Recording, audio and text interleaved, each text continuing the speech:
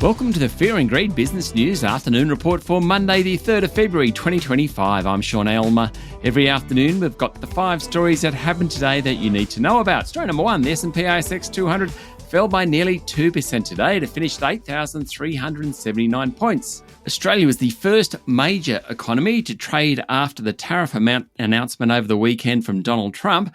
Basically, he's put 25% tariffs on Mexican goods, on Canadian goods, except for oil and energy, and an extra 10% on Chinese goods. Now, there are fears that a global trade war will hit economic growth and cause inflation, and that hurts earnings.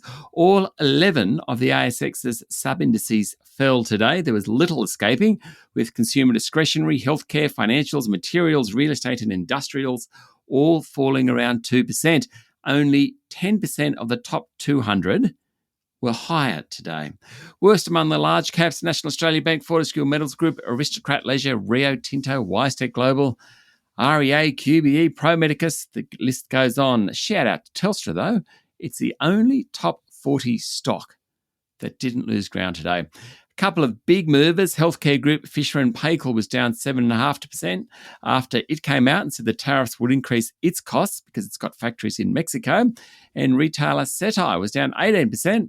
It sources goods in Mexico, in Canada, in China, the trifecta. So some sales for that retailer are problematic. Its share price fell. Story number 2, the government is hopeful that Australia's trade surplus with the US will prevent the Trump administration from imposing tariffs on local goods. Foreign Minister Penny Wong said the surplus puts Australia in a strong position to navigate changing global markets. She said Donald Trump wants to do things differently and Australia has to navigate the new world confidently and with our eyes open. Australia and the United States has a free trade agreement. That means very few tariffs, in fact, no tariffs on almost everything, about 97% of things. We sell to the US financial services, gold, sheep and goat meat, vaccines. We buy from the US financial services and travel, computers, IT services, cars, trucks, that type of stuff.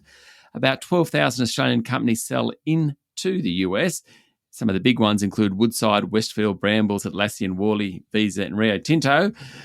How they emerge from this global trade war is anyone's guess, but Penny Wong is hoping that Australians won't be hit too hard. Story number 3, senior ABC figures, including then-Chair Ita Buttrose, discussed removing a journalist from her casual radio slot after flagging that they were sick of getting complaints about her anti-Israeli views. The ABC hired Antoinette Lattouf to fill a 5-day time slot on the morning show on ABC Radio Sydney in December 2023. She lasted 3 days before being let go after a large number of complaints were sent to the ABC regarding past comments she had made about the conflict in Gaza. Lattouf has sued the ABC in the federal court over her dismissal. Her barrister, Osher Fagia, told a hearing today that Buttrose, then ABC Managing Director David Anderson, and Chief Content Officer Chris Oliver Taylor discussed how to get rid of her after a concerted campaign from a pro-Israel lobbying group.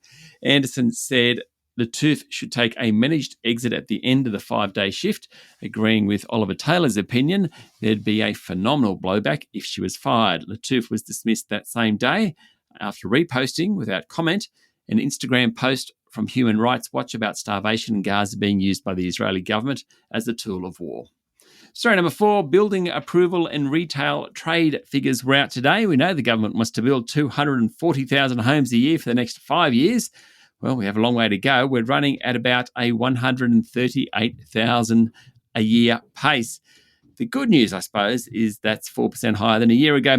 Building approvals have certainly trended higher. Now, slower inflation has helped the sector, but demand is still outstripping supply. Apartments are relatively low in the total number of building approvals. Apartments obviously house a lot of people in a small space.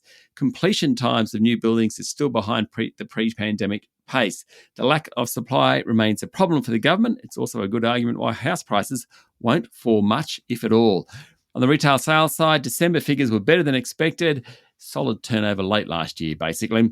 And story number 5, the US has told Panama that the Central American nation must reduce Chinese influence over the Panama Canal or face potential retaliation from the Trump administration. US Secretary of State Marco Rubio, in his first foreign trip as America's top diplomat, spoke to Panamanian President Jose Raul Molino. After the meeting, Mr. Molino said Rubio had not threatened to retake the Panama Canal or use of force. Mr. Rubio told Mr. Molino that the American president had made a preliminary determination that China's presence in the canal area violates a treaty that led to the US turning the waterway over to Panama in 1999.